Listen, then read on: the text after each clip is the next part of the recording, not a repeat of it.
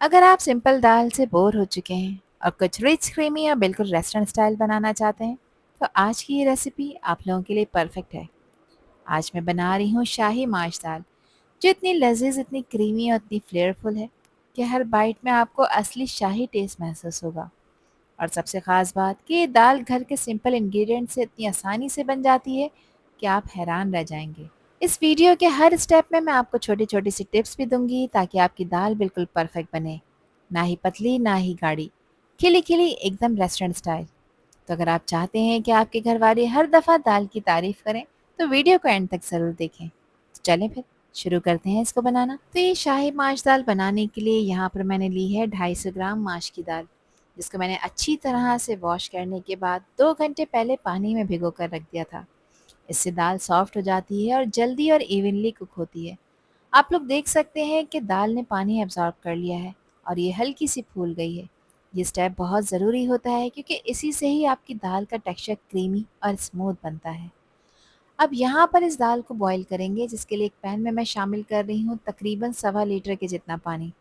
अच्छा, जो दाल का पानी था जिसमें मैंने डिबो कर रखा था, उस पानी को फेंक दिया है। एक दफ़ा अच्छी तरह से वॉश करने के बाद दाल को इसमें ऐड कर दिया है। अगर आप दाल को भिगोए बगैर पकाएंगे तो वो ज़्यादा टाइम लेगी और इवनली गलेगी नहीं।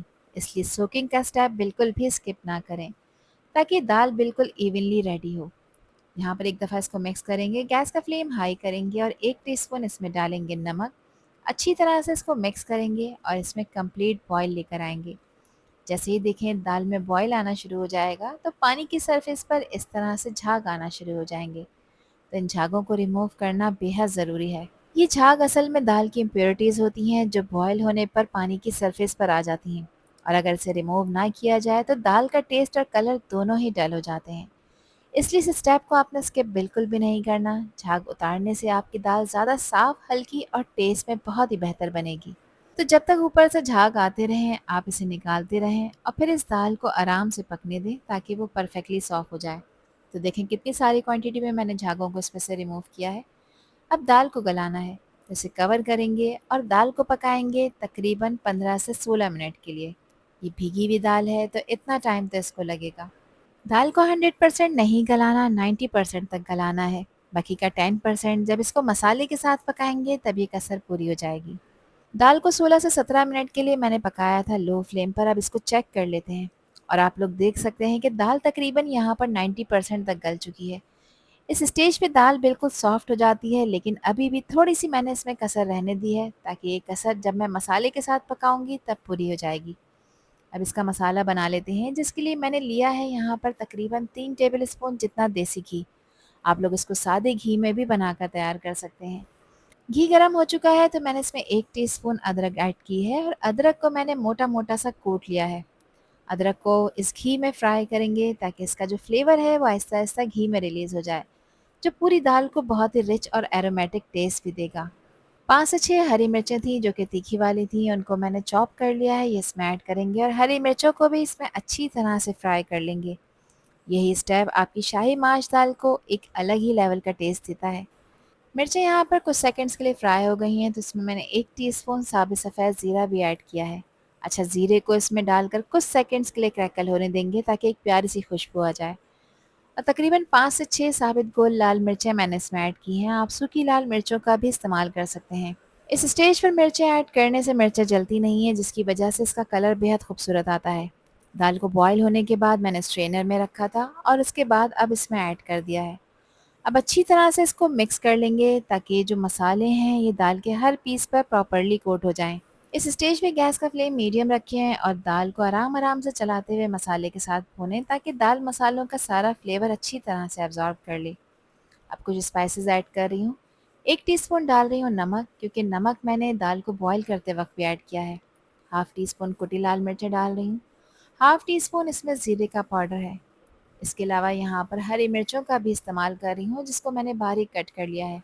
2 से 3 ये तीखी वाली हरी मिर्चें थीं, जिसको मैंने बारीक कट कर लिया है। अगर आप कम स्पाइसी खाना पसंद करते हैं तो इस स्टेप को आप लोग स्किप कर सकते हैं। अब दाल को जो मैंने छाना था उसका पानी नहीं फेंका है। ये दाल वाला पानी मैंने इसमें ऐड किया है, जो कि तकरीबन 1 कप के बराबर है। ये दाल का पानी फ्लेवर से भरपूर होता है, इसीलिए इसको यूज़ करने से दाल का टेस्ट और भी ज़्यादा रिच हो जाता है। अब गैस का फ्लेम अगेन मैंने मीडियम टू लो कर दिया है और दाल को मैं दोबारा से पकने के लिए छोड़ रही हूँ, तकरीबन 5 से 6 मिनट के लिए, ताकि दाल में जो 10% कसर बाकी रह गई है वो भी पूरी हो जाए और दाल परफेक्टली यहाँ पर रेडी हो जाए। कवर करेंगे, कवर करके इसको लो फ्लेम पर पकाएंगे तकरीबन 5 से 6 मिनट के लिए, या तब तक के लिए जब तक कि दाल 100% टेंडर नहीं हो जाती। यहाँ तकरीबन 6 मिनट के लिए मैंने इसको पकाया है। आप यहाँ पर दाल का टेक्सचर चेक कर सकते हैं कि दाल का हर दाना खिला-खिला बनकर तैयार हुआ है, बिल्कुल रेस्टोरेंट स्टाइल। अगर आपको ज़्यादा क्रीमी और थिक पसंद है, तो आप इसमें थोड़े-से पानी का इस्तेमाल मज़ीद कर सकते हैं। अब दाल के लिए खुशबूदार तड़का बना लेते हैं, जिसके लिए एक पैन में मैं शामिल कर रही हूँ तकरीबन 1/4 कप देसी घी। आप सादे घी का भी इस्तेमाल कर सकते हैं, लेकिन देसी घी का तड़का लगाएँगे तो बिलीव मी इसका फ्लेवर डबल हो जाएगा। एक मीडियम साइज़ की प्याज को बारीक स्लाइस में कट कर लिया है, ये इसमें ऐड करेंगे और प्याज को इसमें फ्राई करेंगे। प्याज को लगातार चलाते हुए आपने इसमें फ्राई करना है ताकि सब तरफ से इवनली गोल्डन हो। इस वक्त खुशबू इतनी ज़बरदस्त आ रही है। ये परफेक्ट फ्राइड प्याज ही आपके तड़के का असली हीरो है। यहाँ पर 1 इंच का अदरक का टुकड़ा लिया था, जिसको मैंने जुलियन स्टाइल में कट कर लिया है, ये इसमें ऐड करेंगे। इस स्टेप पर आपने पेशेंस लाजमी रखना है। 2 हरी मिर्चें हैं जो कि ज़्यादा तीखी वाली नहीं है, इसको अच्छी खुशबू और जायके के लिए मैंने इसमें ऐड कर दिया है। अब देखिए प्याज पे एक अच्छा खूबसूरत सा गोल्डन कलर आ चुका है। इस स्टेप पर थोड़ा सा पेशेंस रखना ज़रूरी है, क्योंकि जितनी अच्छी तरह से प्याज फ्राई होगी उतना ही ज़्यादा रिच, क्रिस्पी और शाही टेस्ट आपकी दाल में आएगा। जब प्याज यहाँ पर परफेक्टली गोल्डन हो जाए तो समझ जाएं कि तड़का बिल्कुल रेडी हो चुका है। अब इस गरम गरम देसी घी के तड़के को मैं डाल रही हूँ दाल के ऊपर, और जैसे ही तड़का दाल में गिरता है एक ज़बरदस्त खुशबू पूरे किचन में फैल जाती है। अब इसको अच्छी तरह से मिक्स कर लेंगे ताकि फ्राइड प्याज और घी का रिच फ्लेवर दाल के हर हिस्से में इवनली डिस्ट्रीब्यूट हो जाए। यहाँ पर मिक्सिंग आपने स्लोली करनी है ताकि दाल का क्रीमी टेक्सचर यहाँ पर मेंटेन रहे और ओवर मैश ना हो। फाइनल गार्निशिंग के लिए मैंने इस पे स्प्रिंकल किया है बारीक कटा हुआ हरा धनिया, और यहाँ पर हमारी शाही माश दाल बिल्कुल तैयार हो चुकी है।